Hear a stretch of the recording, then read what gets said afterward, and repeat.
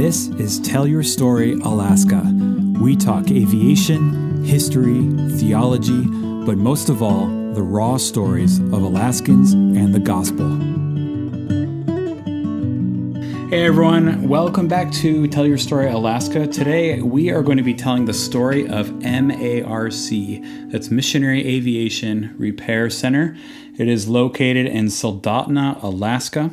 And I am sitting down right now with Peter Bastke. He was explaining to me the proper pronunciation. And he is the executive director of MARC here in Soldotna. So he volunteered to take a little bit of time to sit with me and tell me about MARC, its history. And but to start out, I want to hear a bit about of your history. Before we hit record, you were telling me that you have German citizenship, U.S. citizenship, but there's also a Canadian aspect, and there's also England, and there's also Indonesia. You have been around. So let's start with your origins. Where were you born, and what was growing up like? Well, my parents were missionaries, and that's usually the best way to define where you've come from. My parents met in England at Bible school, where my father was a teacher. My father's German, and so he grew up in Germany, in Berlin. And then my mother was from America. She was a student that went to England to Bible school. They met there, and then they continued to work in Europe as missionaries. So my siblings and I, we grew up in Europe. I was born in Norway, and then we lived in Germany for many years. I attended a missionary school called Black Forest Academy. It was run by a Canadian mission, and so most of the curriculum was for Canadian students there in Germany. After graduating from there or completing my training there, went to Bible school for a year in England at Cape and Ray Hall. It's one of the Torchbearer Bible schools, and then came to the U.S. What is a Torchbearer Bible School? What does that mean? It's a group of Bible schools. It was founded by Major Ian Thomas, and he was a British soldier during the Second World War and had a heart for people after the war, especially Germans that had grown up under the National Socialist regime and wanted to introduce them to Christ. Wow, so that's so interesting. He bought a hall, a castle in northern England, and then converted it into a camp for youth, and then that turned into a Bible school. So you went to Bible school in a castle? So I went to Bible school, and I would consider it a hall, not a castle. But very much, it looks like Downton Abbey. That's what it looks like, the kind of place. And wow. And after the war, the family couldn't maintain it anymore, and it went up for auction for £5,000 and ended up in the hands of a ministry. And so that was a Bible school. My father taught there for 52 years at that Bible school as one of their lecturers, and came to know the Lord there. So you must have spent a lot of your childhood in England at this place. So most of it in Germany, but in the summers, often we were there in England, and then I moved there myself for a year to do my Bible training. Wow. Yeah. Mm-hmm. Okay. And how many languages do you speak? Well, I grew up speaking German and English at the same time, but my wife and I, we went on the mission field overseas, and we served in Indonesia. With MAF, Mission Aviation Fellowship. We served on the island of Irian Jaya, or New Guinea, but the Indonesian part of it. And then we were in Borneo, on the island of Borneo for a while. Wow. And we moved to Afghanistan, and so we lived in Kabul for several years, flying for different contracts there, all with a mission agenda, but disguised to be able to work in a very Muslim country. So you came in with a business front, if you will, a legitimate business front. Well, it was a NGO, so a non-government organization that had permission to operate there. We had contracts with the Red Cross and Doctors Beyond Borders, so we would fly for them. A lot of ministries disguised themselves to be able to work in closed countries, so they changed their names or identities to be able to work in restricted access countries. And so we provided a flight service for them. So we lived there several years, and then we moved to Africa. And we were in Mali, West Africa, in the Sahara Desert. That's a French-speaking country. And then before coming to Alaska, we were in Botswana, which is in the south of Africa, in the Kalahari Desert, and we served there a little bit. About 10 years ago, we're praying for what's next, and we had a baby on the way, our fourth son, and we're looking at our next overseas assignment, and we were invited to come here to MARC on staff with this program in Alaska. So, and that meant leaving MAF? So, yeah, we had already transitioned out of MAF as we were working with some other ministries, like Flying Mission in Botswana. But then we transitioned here, so came here 10 years ago to Alaska. What was the nature of most of your transitions? Because you've been to a lot of different places. Well, most of them were children. So when we were in countries that had limited health care, and so when we were expecting a child, and it was usually a deputation time or a furlough, different terms are used for missions, and that's when we were expecting a child, and we'd come back. And the places that we were assigned had a number of challenges. They were considered sort of high risk or war zones. Some of the programs shut down or had visas that were denied for the missionaries. So there was a lot of transition in just our programs where things changed, and we got asked, hey, can you fill in here in another location? And growing up as a bit of a restless MK without solid roots anyway, we were fine with that. We were able to travel lightly and go to new places. We were motivated that there was a need that we could help fill, and so we did that for a number of years. But there did come a point when we had 4 boys, and the 4 boys starting school, and we had aging parents as well that we hadn't spent much time with, that my wife and I thought, it might be nice to have a little more stability. And around that same time, that's when the opportunity came here to come to MARC. So the 10 years I've lived here is the longest I've lived anywhere in my life. Yes, that was going to be your next question. It sounds like this was your longest tenure. It has as a missionary, absolutely. Yes, yes.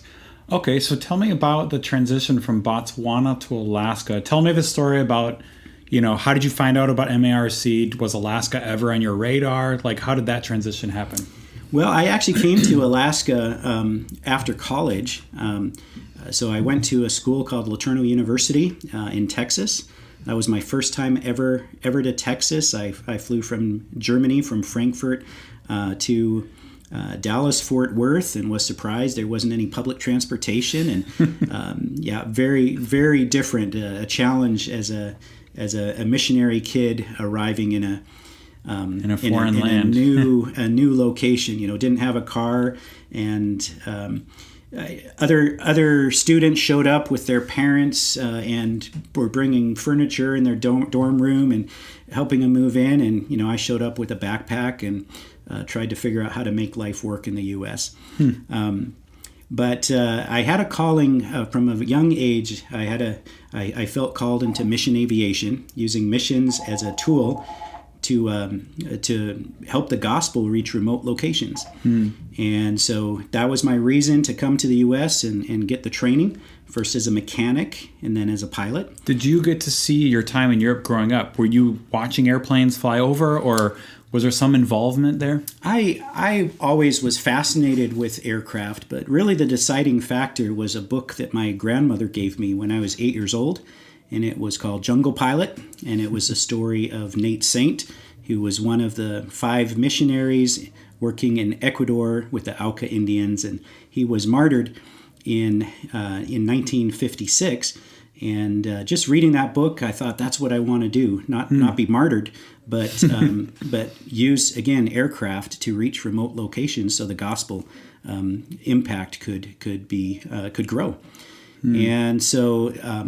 Growing up, I read a bunch of missionary biographies and was fascinated with aircraft and flying flight simulators as a kid, and then looking at places where I could get my training.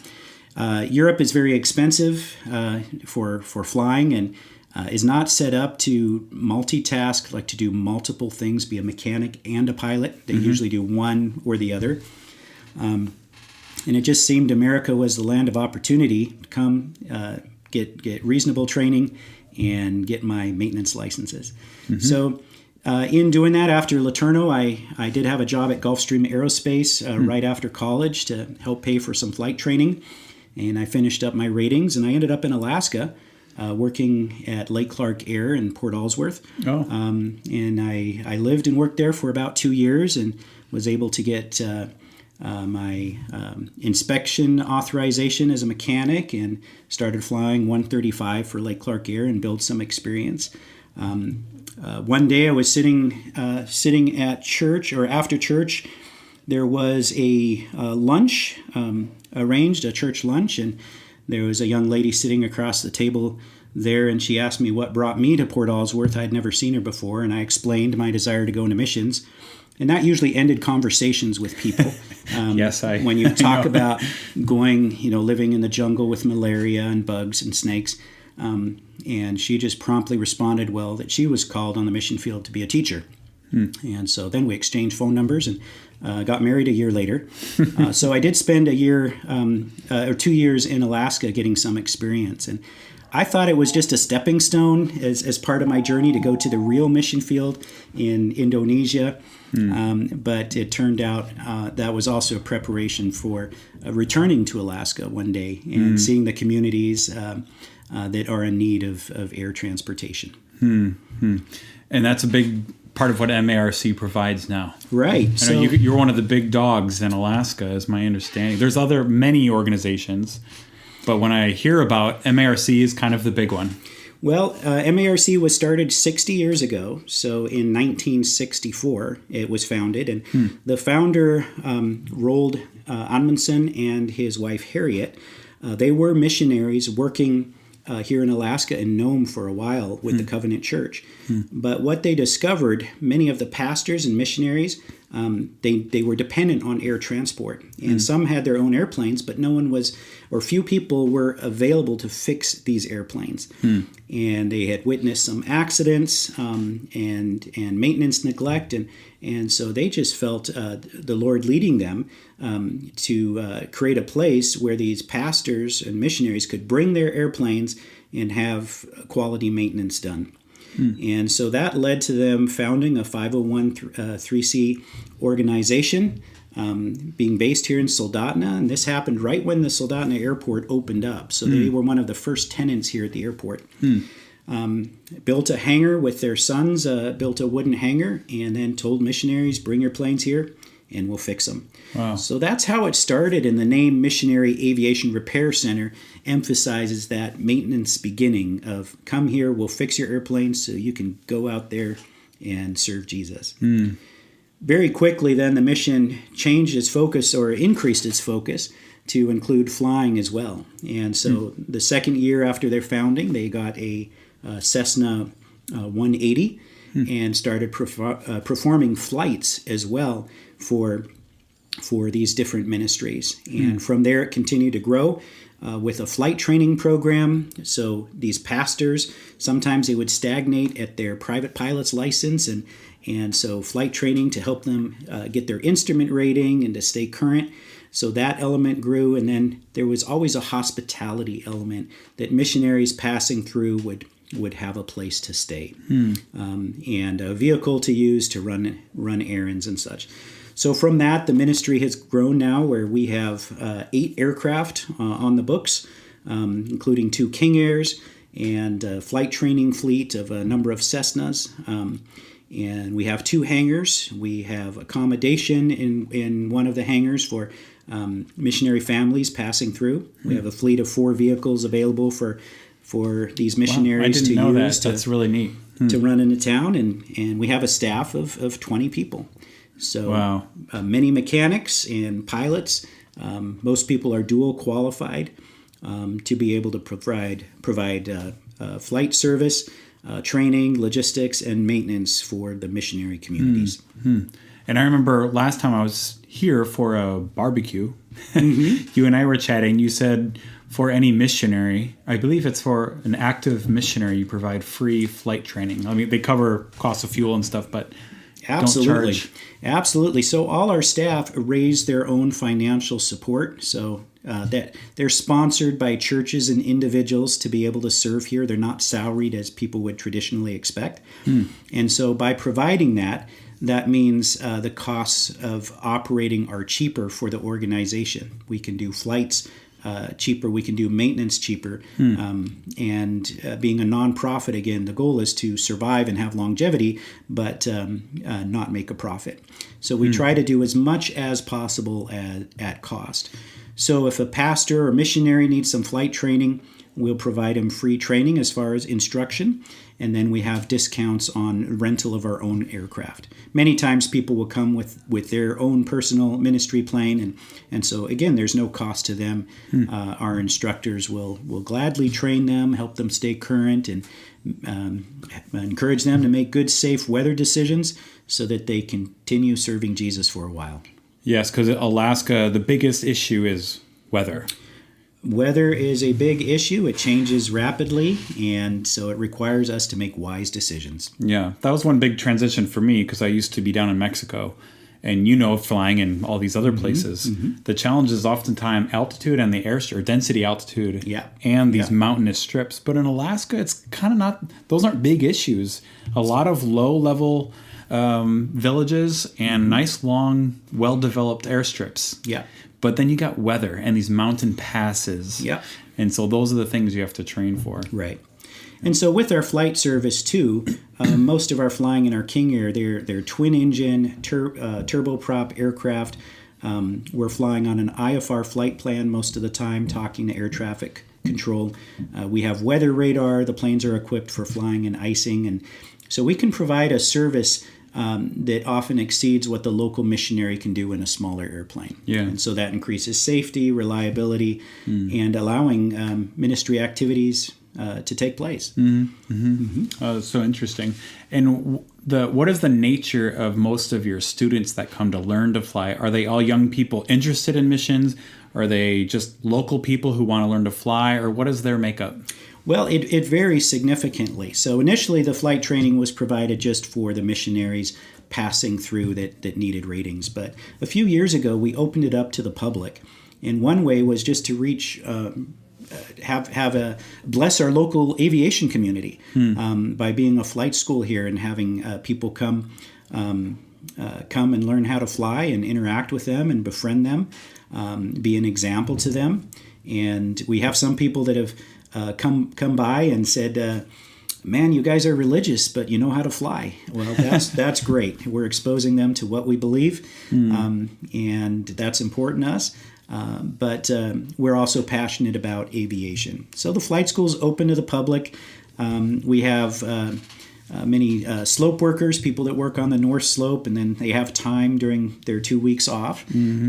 Students in the local community come and get flight training here. We have probably about 100 students on the books at all times that are some more regular than others that are coming through every year for flight training. Wow, 100 a year. Well, that are on the list. Some might only do a biannual flight review or some things like that. But and then we offer all ratings from private, instrument, commercial, multi-engine. We have a multi-engine trainer as well. On a good sunny day, we'll probably have 12 flight lessons happening. Wow. Yeah, almost every time I fly in here, I hear your guys on the radio, your instructors with a student. It's I don't know if there's ever a time when there wasn't one. Well, we try to maximize the weather windows when we have them. Well, and I do too, and that's why when I come in, you're doing the same thing as I'm doing. Yeah. Yeah, neat. Tell me about the maintenance side of things. That's one of your most significant ministries, is maintaining missionaries' aircrafts. And I know a good number of missionaries throughout Alaska who know you and have used you and appreciate you. Tell me about that program. What does it offer, and how do you keep prices down for the missionaries? Right. Well, again, the goal, helping these missionaries have well-maintained aircraft so they can use them as ministry tools to accomplish what the Lord's called them to. So we have a staff of 6 full-time mechanics, and that involves even avionics. And so a lot of annual inspections that we do for these missionaries, some repairs, some major repairs. We've been rebuilding an airplane, a 185. That's taken over 2 years to rebuild. every control surface was damaged. Yes, I know the owner. every structure, every wing and tail surface was damaged. And wow. So we've been rebuilding that. A lot of these projects, it wouldn't happen. The planes wouldn't be serving Jesus if it wasn't for MARC spending the time to do the work. Labor costs then obviously are very low for us, and then we're always looking ways, we're fudging the numbers in favor of the missionary. If the manufacturer says the job takes 13 hours, well, we're just saying it took 10 hours, and we'll charge for one person instead of two people, etc. Our goal is to see these planes being used and used effectively for ministry. We'll have usually one ministry airplane in our hangar at all times, sometimes two. We maintain our own fleet. And then we do some work for the public, mostly just oil changes or weight and balance or minor things. We don't want to get bogged down with heavy commercial or public maintenance here at the field. There's great mechanics on the field that can do that. Our focus is primarily for these ministry airplanes.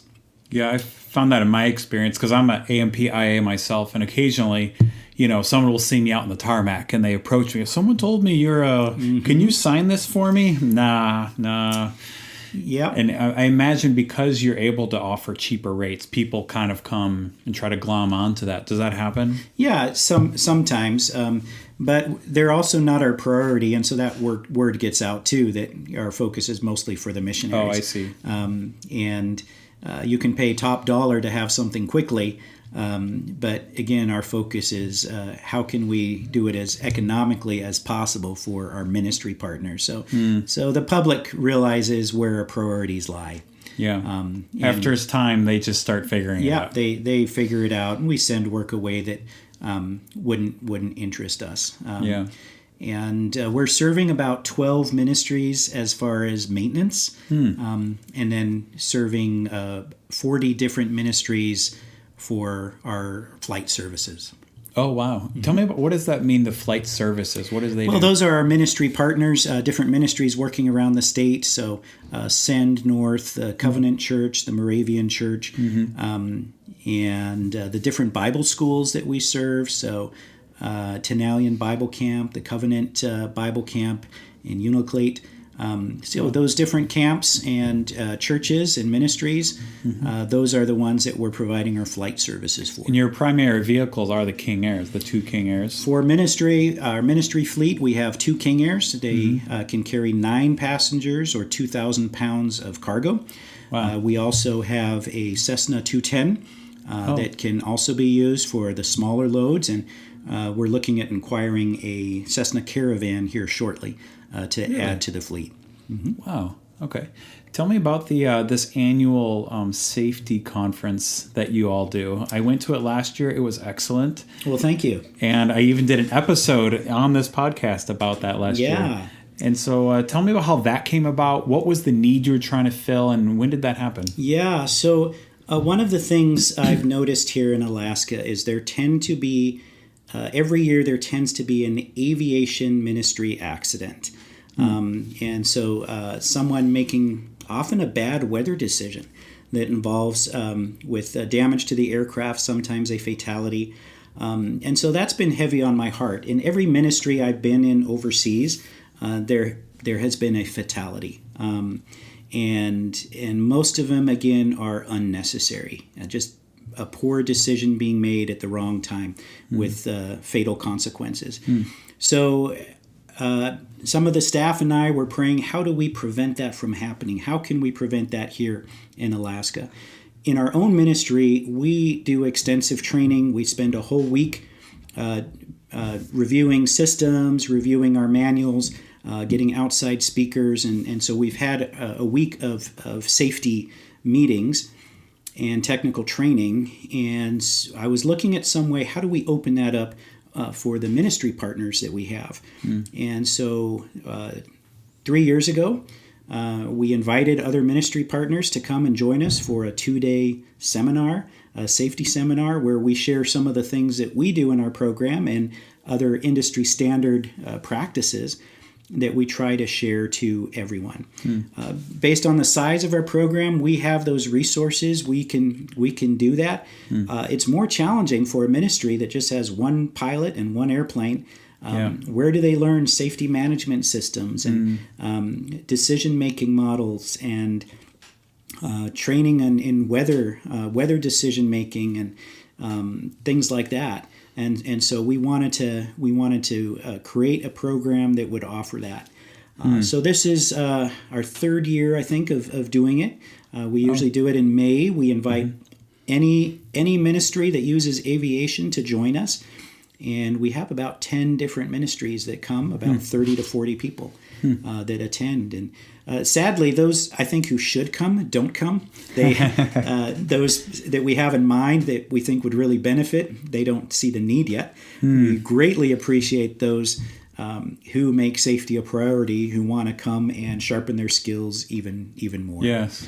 So that's a 2-day event. It's completely free.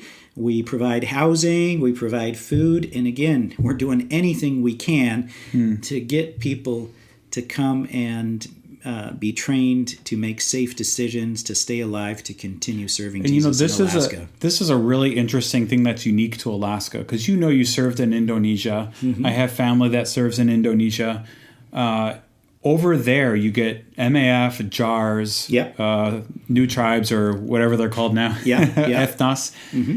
You get these big organized things going on over there. That's right. Alaska is unique because you got all these individual people with an airplane and a private pilot license, and they don't have the networking or support. And it's just a unique thing about Alaska. So it was very insightful for MARC to recognize that and invite folks. But it sounds like in your experience, you're like, you're a pastor, you have a pilot license, and maybe this would be good for you, and they don't come. They don't come. Pastors or missionaries don't always make the best pilots. And some of the comments I've heard are people saying, well, the Lord knows I need to get through, and he can open up the weather, and he can move mountains. I don't see that often in Alaska. I know that's within his skill set as the creator, but it's seldom I've seen him physically move mountains. And so, again, we see these poor decisions, weather decisions, and so if we can help with our resources of ministry to increase that safety component for these pastors, absolutely, that's what we want to accomplish. Yeah, it's kind of almost an interesting philosophical or theological issue, if you will. It's like, well, the Lord will just provide a way. Yeah, but there's a time when we put the Lord to test, and I have friends who are no longer with us who made poor decisions, and that is something that I want to prevent. Yeah, it's like we live in His world. He set up the laws of physics the way they set up. We need, in Genesis, he says, subdue the earth. Yeah. Figure out how to subdue it. I'm not going to hold your hand all the time. Occasionally miracles happen, but that's not our plan. Yeah. Neat. Absolutely. Yeah. Tell me about, there was one incident that you had where some of your pilots had to land on a lake. Well, we don't really share the negative incidents events. Am I poking something I shouldn't? No, I just occasionally I'll get invited to an event, and then people start talking about the old days when they flew with MARC and they lost engine oil and had to land somewhere, and I just kind of cringe because to them it's a good story, but there's an element where I think it's embarrassing. It's embarrassing for us where we as an organization didn't demonstrate professionalism or such. Okay. Now in this case, the story you talked to, there was a lot of positive components to it. A missionary needed his airplane worked on, and initially we thought it was a valve problem, and to be conservative we thought, let's just get a whole new cylinder out there. Instead of messing with that, we have a new cylinder to put on. We asked for the part number for the cylinder, or we passed that on and got a cylinder to put on. Our staff installed it, and we're going to reposition the airplane here. About 30 minutes into the flight, the engine vibrated excessively, blew the cylinder head off, lost oil, the engine seized. Our pilots, we had 2 pilots on board, they landed the aircraft on a frozen lake, and all was well. All was well. The ice was strong. The pilots landed there. One of the amazing things in Alaska is our rescue coordination center is just incredible. The National Guard being able to pick up our pilots by helicopter, and they dropped them off at our door 9 hours after the event. Wow. Our pilots were having supper with their families that night. The aircraft was retrieved by helicopter and then also lowered in front of our hangar a few days later. Wow. But in that situation, it turned out the cylinder that was given to us from the parts supplier was just had been modified and had a different tolerance than it should have been. And so on our part, we felt like we did it right. We gave the number, and the parts supplier said the part had been superseded and gave us a different cylinder. So this had to do with the geared engine on this Cessna 175, and the geared tolerances on the connecting arm and the pin going through the piston are just slightly different, and just that little bit of excess clearance caused that engine to fall apart. Wow. So that became a project for us. We got another engine, a non-geared engine, and rebuilt that airplane, and the plane returned to for ministry work. Oh, wow. Yeah. Now, how long ago was that? That was about 8 years ago, I think. Yeah. Oh, that long. Okay. Yeah. Okay. Yeah, because I had heard about it, and well, I was going to say, I didn't mean to bring up a sore topic. You did great. But I appreciated in last year's MARC conference, it was Derek came up and showed, here's some maintenance procedure that we did, and here's how we wish we would have done it different. Absolutely. It's that learning, humble spirit. It's like, yep, we made a mistake. We're human. Let's learn from it now and get better, which is always the attitude. Well, and we all need to have that. We all need to have it. You know, the most dangerous flight is our next one. And it doesn't matter where we are in our experience level. Love it. Yeah. So tell me about, you've been here for about 10 years, and I see you got a picture of your family in your office. I mean, tell us about what's the future look like for MARC and you and your family. Well, we've been on a growth spurt as a ministry for the last few years, and doubled our size in aircraft and in staff, and we're kind of busting at the seams here with just 2 hangars, and then with providing accommodation for people as well. It's common that we can be overbooked trying to find a place for the missionaries coming through. Wow. So we see a lot of growth there. We see a lot of potential.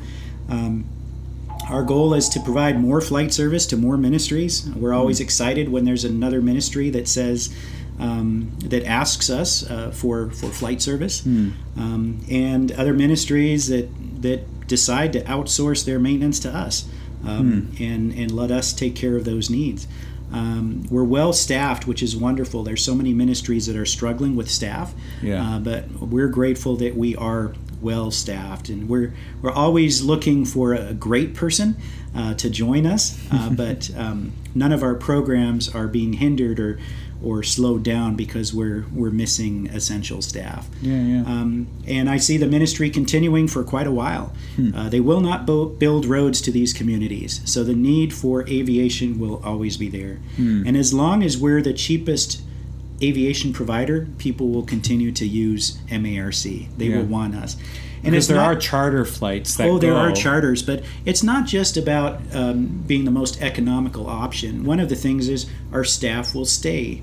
So I have a flight next week. I'm flying to Bethel, and once we get there and deliver different people for a church event, then we'll stay there in that community for a few days until the event is over, and then we'll fly everyone back. So if there's a weather problem, a weather delay, we're there, we're ready. We're not saying we're going to come back another day. We wait until the clouds clear, we make the flight happen. If there's a need for a change in schedule, we're right there and can make that happen. So there's a significant convenience element that we provide in ministry as well, that our focus is exclusively for them in that ministry trip, and not that we're out chasing money. Well, your motivation is different. Charters are trying to make money. They're running a business, and rightly so. They should be doing that. Yeah. But you have a different motivation. Absolutely. And again, our motivation is to help people get from A to B with aviation so that the impact of the gospel can increase. And so we have that as a symbol on our literature. We have that on our wall. That just that formula of A to B so the gospel impact can increase. Yeah. Well, before we wrap up, I gotta know, how on earth did you get 2 King Airs? Well, interesting story. The King Airs, they used to be U.S. Army airplanes, and the U.S. Army flew a number of them, about 162 King Airs that were being used. That's up here in Alaska? No, just in the lower 48 in the U.S., okay. used in the U.S. Army. There was a Christian businessman, actually two Christian businessmen, 2 brothers, that were involved in specialty aircraft for fire watch, for insect, releasing sterile insects. And so they were able to buy these aircraft. At that time it was called K&K Aviation, and later on the name was changed to Dynamic Aviation. So they bought these aircraft from the military, repurposed them, and used them for these contracts. They, both being believers, made some of these planes available for ministries. And so a plane went to JARS, to AIM, Africa Inland Mission, and they introduced turbine twins to the mission community. Wow. And so 2 of these airplanes ended up... You mean in Alaska or just in general? Worldwide. No kidding. Worldwide. That's interesting. So 2 of these airplanes ended up being purchased by Samaritan's Purse, and they were using them for several years up here in Alaska, and then they donated them to MARC. And Samaritan's Purse is your neighbor, right? Samaritan's Purse, they're our neighbors, and we love them. We're blessed to be situated right next door to them, and in a world where there's a lot of bad neighbors. And speaking on a national or global level, we're very grateful for the neighbors we have here at the field. One of my jobs after college, I did work for Dynamic Aviation, and I was flying our same King Airs. I was flying them in my mid-20s, flying them both in California, releasing sterile insects. So I had an aerial applicator license as a crop duster to do that. Wow. And then in Panama. And at that time, when I concluded that, I thought, well, I'll never be using this experience again, flying King Airs, flying military King Airs.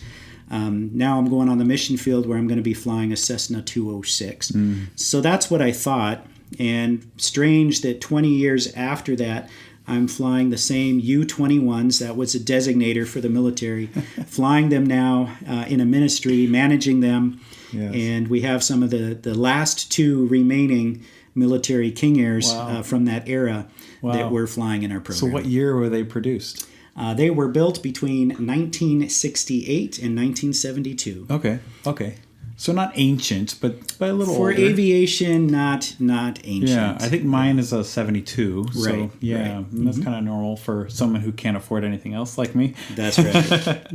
Well, that's interesting. This idea of coming full circle is a theme in your life, isn't it? Absolutely. Back to Alaska, back to flying King Airs. Yep. The Lord does that often. Yeah, I love that. Well, thank you very much, Peter, for taking a little time. I hope pleasure. People can listen to this and say, I'm interested in missions in Alaska. Maybe MARC is a good place to start. It sounds like it is. So thank you. For me, it's been wonderful. Yes. Well, thanks for taking the time, Peter. I feel like I know you a little better. And I wanted to say that I feel like we can record a 3-hour episode on your stories. Just from all the places you've been, all the different places you've served. MAF I'm familiar with, and some of the others. It sounds like you could spend some time telling some stories. Yep. Yes. So maybe another day. But thank you for taking the time today, Peter. Appreciate it. My pleasure. Thanks. Yep.